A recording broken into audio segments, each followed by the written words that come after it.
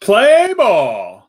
Welcome back to the On Deck Circle podcast. I am your host and director of Dynasty Baseball at fantasy6pack.net, Dave Eddy. You can find me on Twitter at Corporal Eddy. Before we get started, make sure that you are subscribed and go ahead and smash that like button for us. But we'd like to keep the intro real short here, so here we go.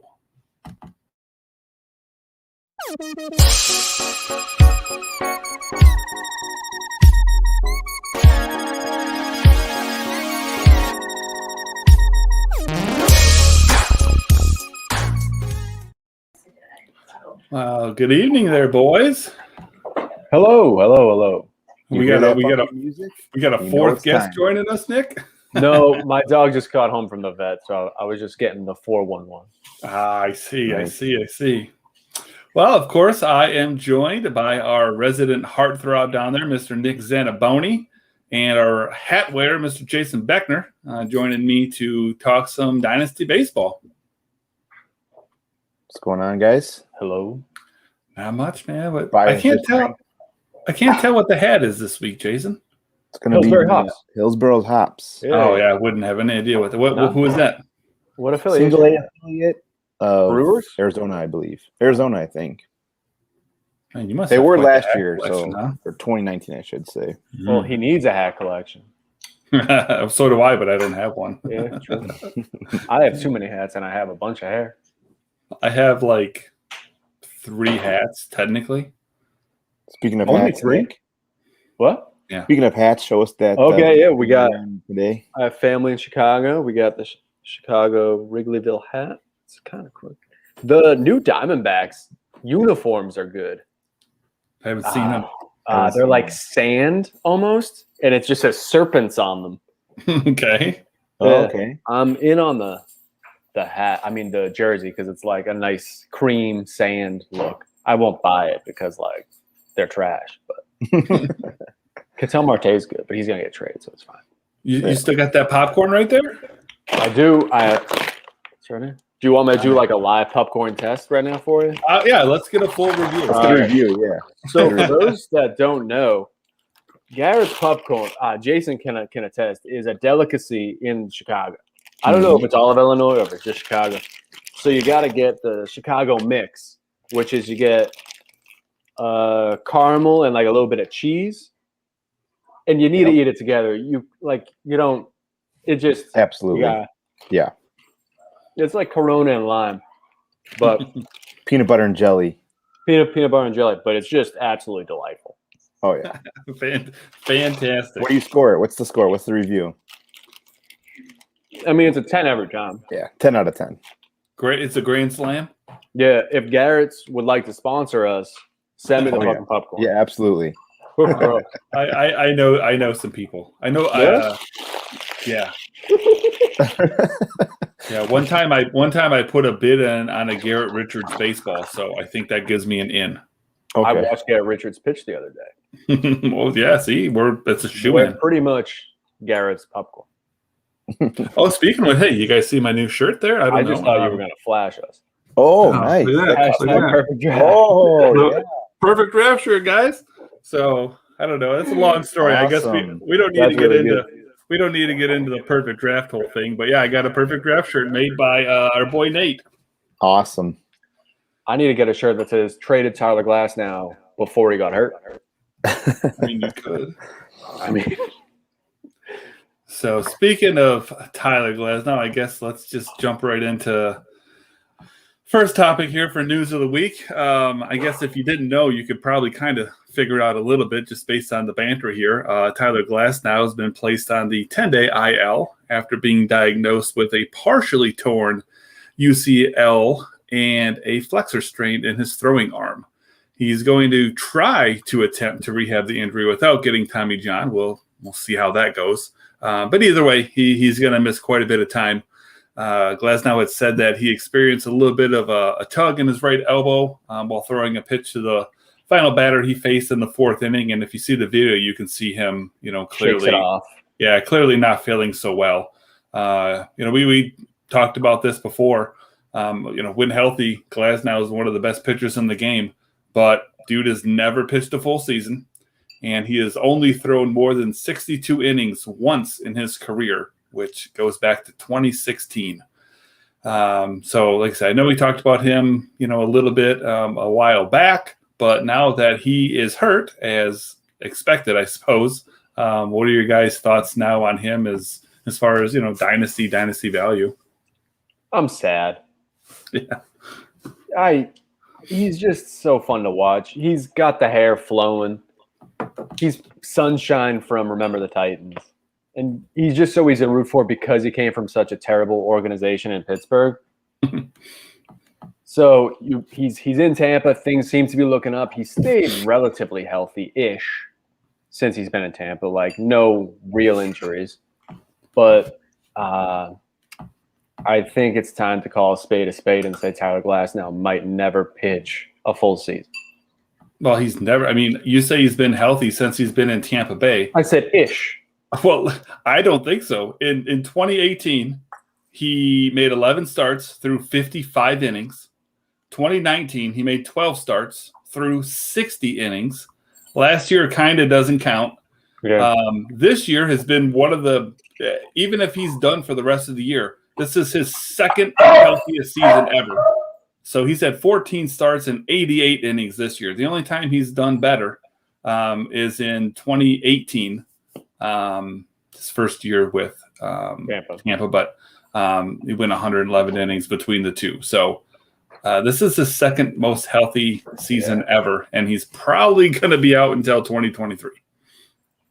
I would try and buy him, but you probably can't because no one's going to.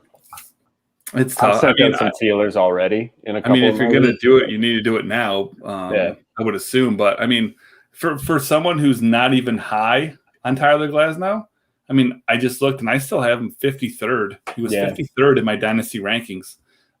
Sandwiched between Gavin Lux and Marco Luciano. So, and I love Luciano, and I love Gavin Lux. But, I mean, even I had him pretty damn high. And he – like I said, he literally might be out until 2023. Yeah, this one's going to sting. I mean, he's currently ranked, I think, as 14th in Roto leagues so far this season.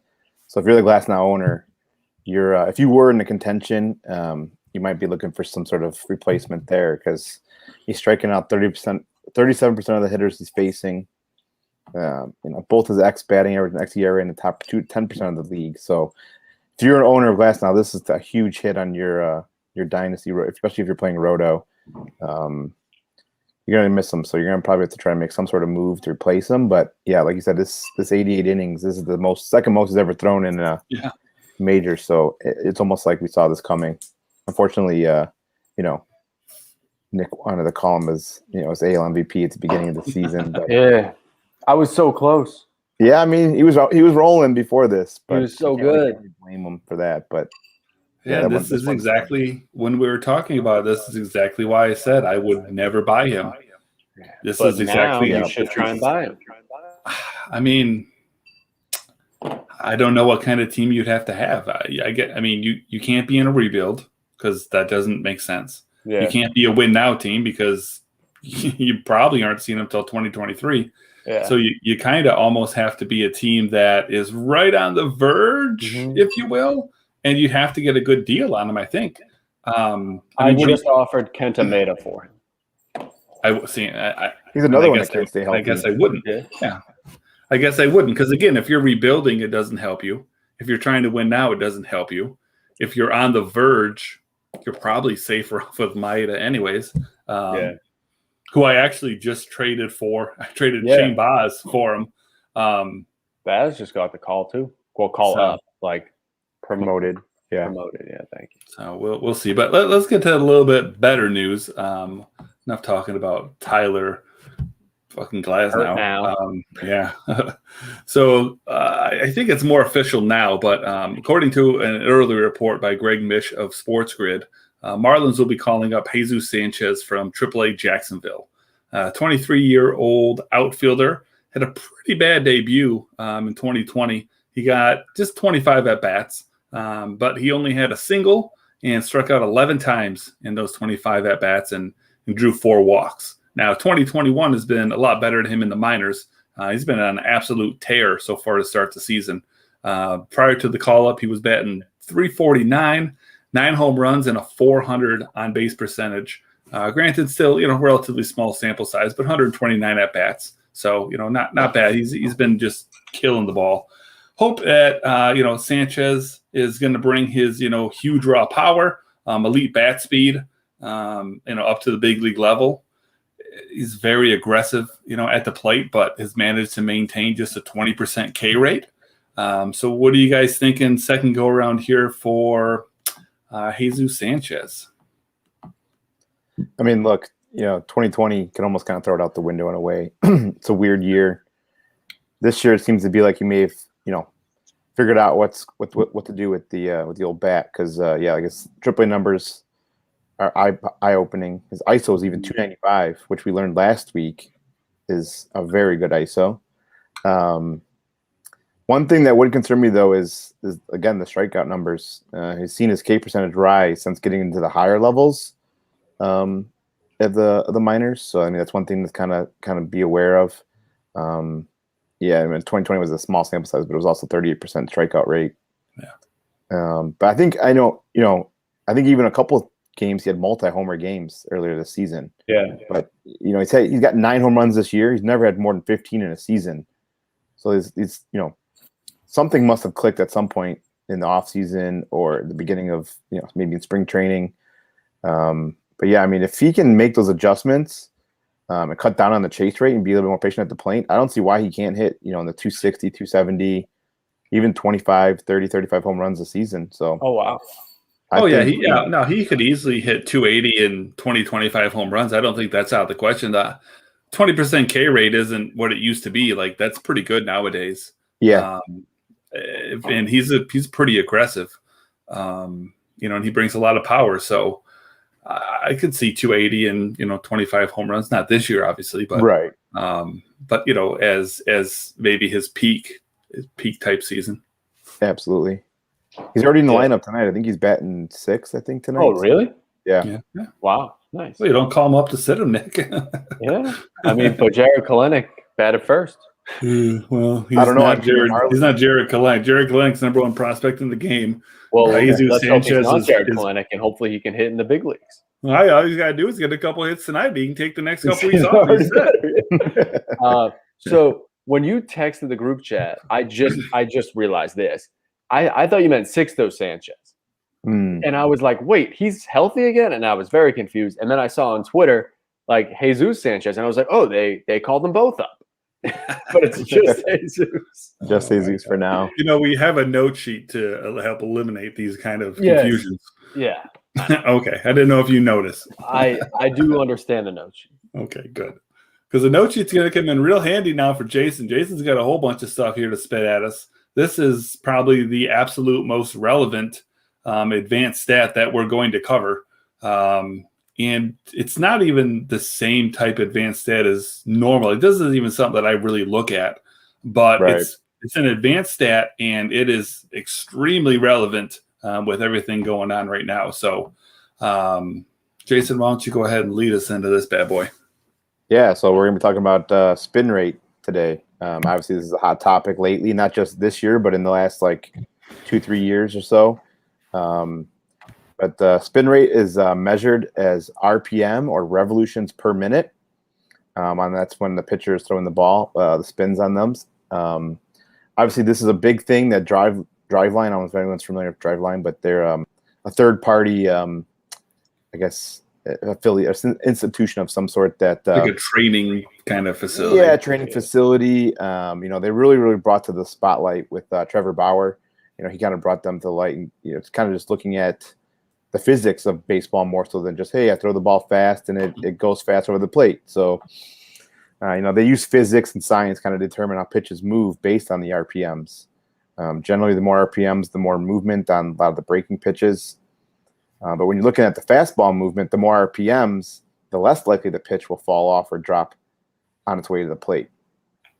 They also did a study when looking at fastballs at the same velocity. The higher the spin rate, the higher the percentage of the swinging strikes. Just because, as a human, I think, they've always been trained that the ball is going to kind of project downward. but when it doesn't, you kind of miss the bat. So you get a little bit more swinging strikes. So therefore, you can see why high spin rates are important for pitchers. Obviously, again, the drive line thing with Trevor Bauer, he was the front runner of this. So much so that I think they have something called a Bauer unit, and I think it's based off of Trevor Bauer, if I'm not mistaken. I believe so. I mean, I would assume. Right, and that's just RPMs divided by velocity, and that gives you a Bauer unit. They've kind of come out and said that the average pitcher throws 92 miles per hour with a 2200 RPM, so it's 2200 revolutions per minute.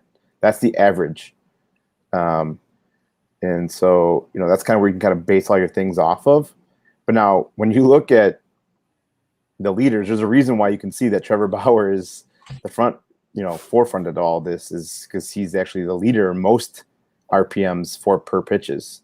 Fastball, it is Trevor Bauer, and it's actually kind of shocking. His fastball spin RPM is for 2021. This is only 2021 data that I pulled. I mean, you can obviously go into StatCast and pull up whatever year you want. I don't know how far it goes back. I think to at least, I'm not sure, but so right now his RPM on his fastball is 22,815, which is obviously that's 600 revolutions more than the average pitcher. And then even when you look at the slider, his slider right now, I don't know what the average on a slider is. I didn't really pull that data, but his slider RPM is at 3,000 revolutions per minute. So when you got a slider and you're supposedly they keep messing with the balls, the raised laces and whatnot, if you're giving more revolution jobs, you're going to expect more break on the ball. So that's kind of shocking to see that his RPMs on a slider is 3,000. It's kind of funny too, because if you look at some of the leaders for slider, he's got a lot of Dodgers seem to be at the top of the leaderboards for these revolutions per minute. That's weird. Julio Urias is at 2,800. Walker Buehler actually, and I even looked back. I thought maybe it was something that he brought with him to LA, but it's not. Walker Buehler and Clayton Kershaw have actually been some of the leaders on revolutions per minute before he came here to 2021. But like Dave said, this is not something that I really look at when looking at which pitchers may succeed or break out or whatnot. This is just kind of it's just a hot topic of baseball right now with all the everyone's complaining about the extra grip, the cheating, and rightfully so, because I think I didn't pull all the data to compare it, but I believe spin rates are way up. And way up. Oh, it's absolutely ridiculous. And they're about to go way back down. Yeah. But they just came out with the discipline, and it's nothing. Yeah, that's another thing people are upset about too. It's 10 days with pay. With pay. Yeah, like sweet. You're paying me to not work. I'm in. You're paying me to not waste my arm for two starts. Great. Yeah, so it's kind of shocking. Like I said, it's not really a stat that I look at or really use to look into who's doing what and whatnot. But just interesting because I know it's a hot topic right now. So I thought we kind of bring. I think you were kind of looking into it. I think even when you said, I don't have the numbers, but I know Garrett Cole and Trevor Bauer, who have seen huge increases in spin rate over the last year or two. Yeah, both have had big declines since baseball came out and said that they've. Did you see that Garrett Cole presser? My God. He almost admitted. It was an absolute train wreck. It was so bizarre. He basically admitted to using Spider Tack. Yeah. And you would think he would just be like, that's a no comment. Because that does look like guilt. But what he did was so uncomfortable to watch. Yeah, it was awkward. And like I said, he basically, without admitting, he admitted to using a foreign substance. Again, also, I don't know, is this some of the reasons why we're also seeing more no-hitters this season? I'd be interested to see. 100%. Yeah. Which is why I think baseball, which is what led baseball to looking into this further. And I know some people have come out, some pitchers I've seen on Twitter come out and say, well, the batter gets pine tar, the batter gets some of them have the grips on the bat and whatnot. So, the pitcher's been using pine tar for ever.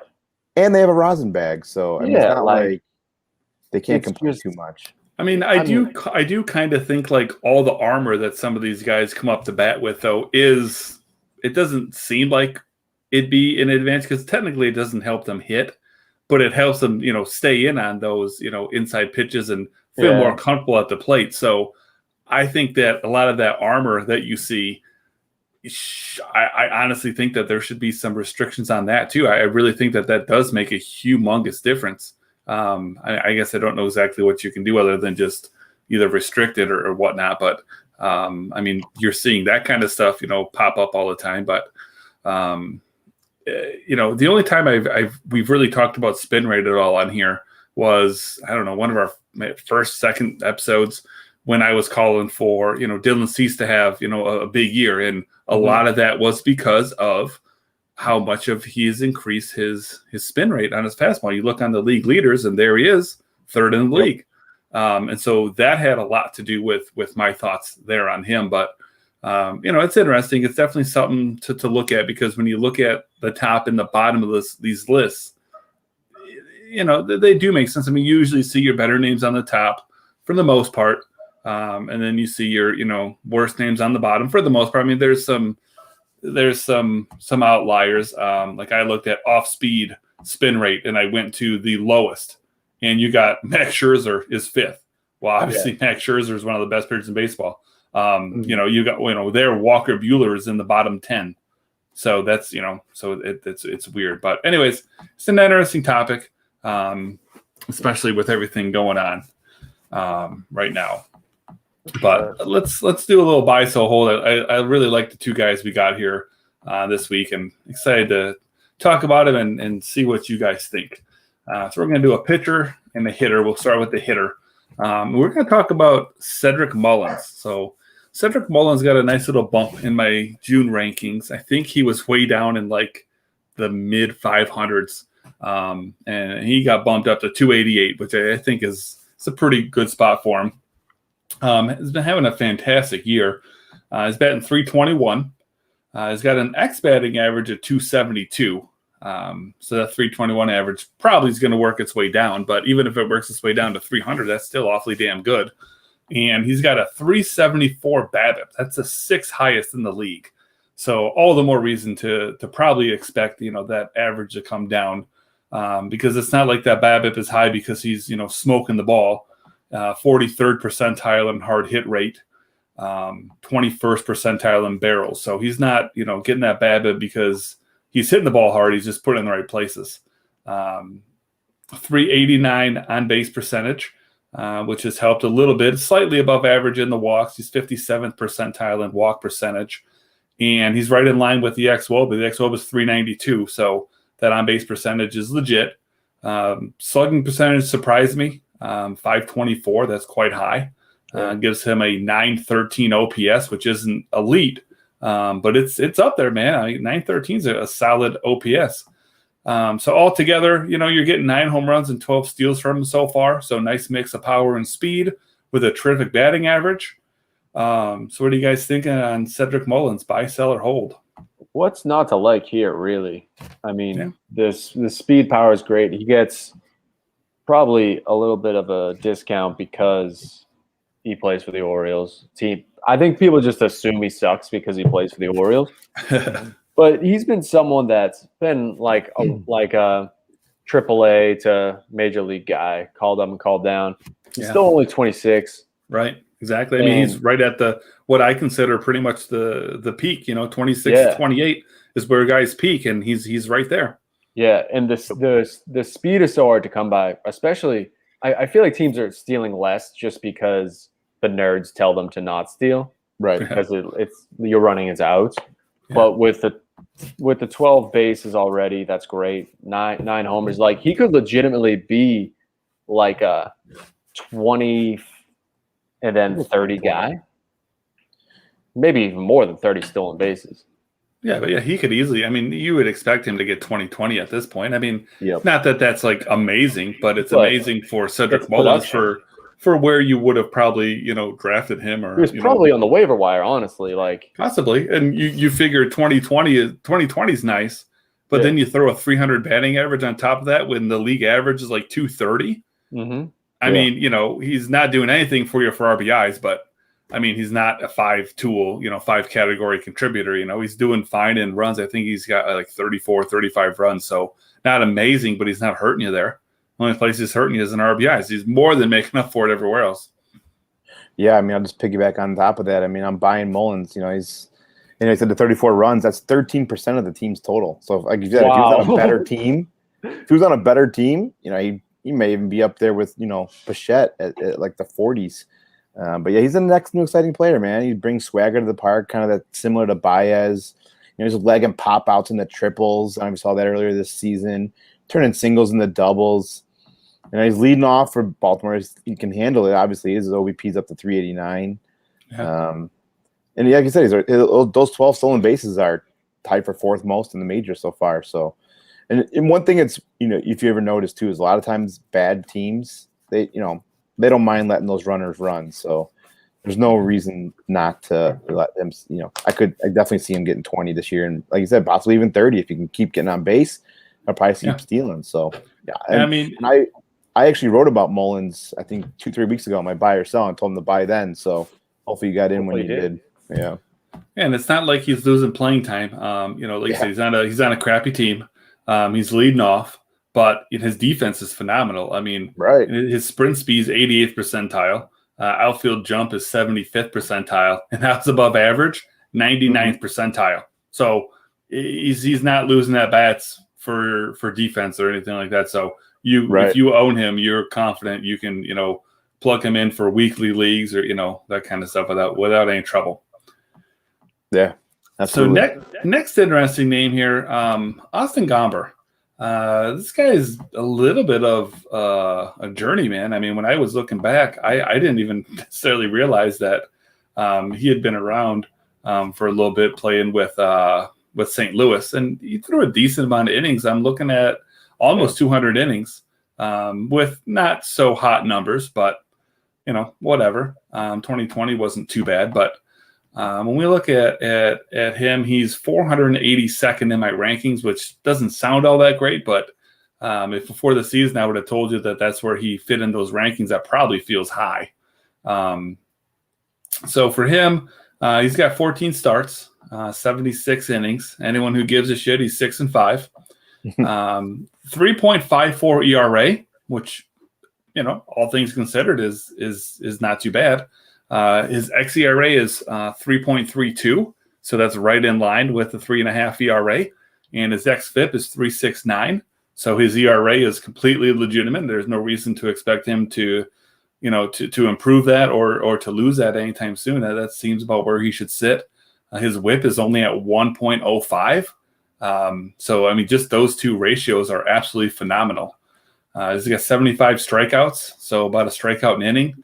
23 walks, a smidge on the high side, but nothing too terrible. And then, now we've been covering that CSW percentage, early on with our advanced stats. That's something I always like to take a look at. And if we remember, anything over 30% is considered real good. And he's at 31.3. So just when you look at those numbers alone, Austin Gomber has been a pretty fantastic, pitcher this year. 77th percentile ex-WOBA. 77th percentile xERA, 69th percentile x-batting average, and his walk percentage is 62nd percentile, so that's not too bad. 80th percentile in hard hits, so he's not getting hit around too much. Not a hard thrower, so you're 27th percentile fastball velocity, and then going back to spin rate, he is in the bottom 4 percentile there in spin rate. So he's not cheating. No, so he's not cheap, but he's getting the job done. And the real odd thing about him is you would hear Austin Gomber, he pitches for the Rockies, and you say, well, geez, he's going to be one of those guys where I'm only going to be able to start on the road, and I'm going to have to sit him at home. Well, I don't know, man. His home ERA 0.95. Unbelievable. Yeah, he's given up a 140 average at home. Now his xFIP is 404, so that's not going to last, obviously. And then you look at his away numbers, 506 on the road, giving up a 235 average, which is still pretty good. And his xFIP on the road is actually 3.48. So his xFIP is much better away, but his ERA isn't even close. So it's kind of his splits are opposite of what you would expect, which for a Colorado pitcher is extraordinarily odd. But what do you guys think? Austin Gomber, buy, sell, or hold? Yeah, I think at this point you have to hold him. I think before the season, this guy was traded as basically the centerpiece in that Arenado deal. So obviously, Colorado, they knew something. So I continue to hold that. I think his value is going to continue to gain, grow his value even further. He's had a couple hiccups. I know obviously this season he had that 9 earned in like 1 inning. I think that's why his 5 earned run is so high on the road. But however, since that outing, he's had 5 quality starts in his last 9 starts. He's only had 1 game since then where he's had more than 2 earned runs. Plus, like you said, his home road splits. I mean, that's just mind-boggling. When was the last time you saw a Colorado? I know it's a small sample because you can't get too excited about it, but to hold teams at home in Colorado to under 1, and even the whip is under 1 too. So it's not like he's getting a little luck on the base pass or getting double plays or whatnot. He's holding even his whip under 1. So I mean, I think for now you have to hold him and just hope that his value continues to climb. And then when it gets to the highest, maybe in another couple more starts, dump him because like you said, the xFIP was that his. I don't know if was that his home xFIP or just total xFIP. Either way, the home xFIP is basically 4, and the road is basically 3.5. And like you said, his away ERA, the 5.06, is definitely inflated because in April he, like you said, 1.2 innings, 9 earned runs. Right. So you take that away, and I obviously don't know what the numbers look like, but they obviously dropped drastically. But then so does his entire stat line as well. So you start to take that out of there, and I don't know, just to venture a guess, you're probably at least a 3 ERA, if not a little bit lower. That's crazy. Yeah, for a Colorado pitcher, Yeah, exactly. You guys really said everything. Yeah, he's 27 years old too. So he's interesting. Hitters, I say 26 to 28. It to me is their prime where they where you really start to get them at their peak. For me, pitchers probably start at about 28 to like 33, like 27, 28, 29. So he's right in that range. I don't think that at the end of the year his stats will probably look like this. But even if they drop, a bit, that's still a hell of a lot more than you expected to get out of Austin Gomber. Yeah. I mean, Jesus Christ. All right, guys. Any final thoughts before we hit the old dusty trail? My trade offer for Tyler Glasnow got rejected, and then thank God. Then I was sent a counter. Are you ready for this? I wouldn't do this if he was healthy. Oh my God. Okay. I was told take it or leave it.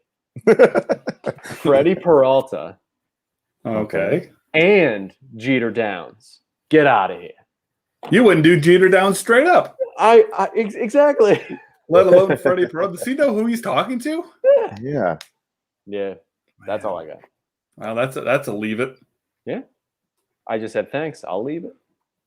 Wow. Well, I mean, my only final good for thought him. is the pile on the Boston Red Sox. I saw your boy Devers continues to just smoke the ball. He hit a home run. Like what? 10 minutes before we came on. Yeah. Yep. It was a mammoth shot. The Vlad home run last night. Oh, I'm here for all the Vlad homers. Talk about and then Devers got a walk-off double. That was the perfect night for me. So my final thought is more of a question for you guys, and I don't want to go into too much detail just in case you guys say no. But if you remember the little what do you want to call them? Little quick promo videos that I made. Yeah. Just to give you an idea of what I was thinking. Mm-hmm. Starting next week, do you want me to start making one a week and posting it with the little 30-minute warning tweet that goes out? Absolutely. Absolutely. Yes. Yeah. And it's funny because I was just talking to Joe because I'm working on the Instagram, just trying to get our following up and everything. And I said, we need to get some promos out for the podcast. So if you could send that to me directly as well. There we go. I can send it right to the, yeah. When do you need it by? Just day of. Okay. Like the video I posted today got 1,200 views. If 3 of those people watch because of watching, we've tripled our audience. yeah, exactly. Yeah. So yeah, I think that's a great idea, and I think just we need to get everyone doing this because it's how we get out there. You got to be fucking crazy to get people to watch. All right, then. I guess what we'll see is we'll see Yosemite Dave next week. Just don't be problematic. Yosemite Dave next week. Yeah, we're not getting canceled. Nobody fucks with Yosemite Dave. Come on, boys. All right, guys. All right. See you guys. Until next week, I suppose. Yes, sir. So long. Peace out.